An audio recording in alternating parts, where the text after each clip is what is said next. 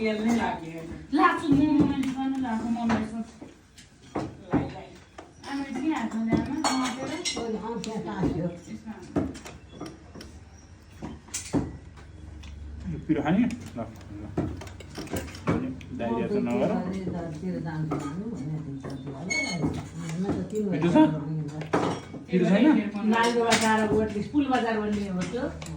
पुल बजार आएर ओर्लेर अनि अहिले ड्युटी जानु अरे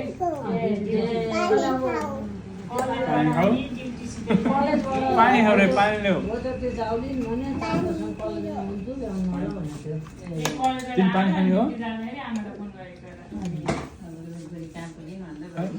ल नउतै बस्नु पो भन्नु थाल्यो बुढी है घर हिँड्छ नि बुझिन्छ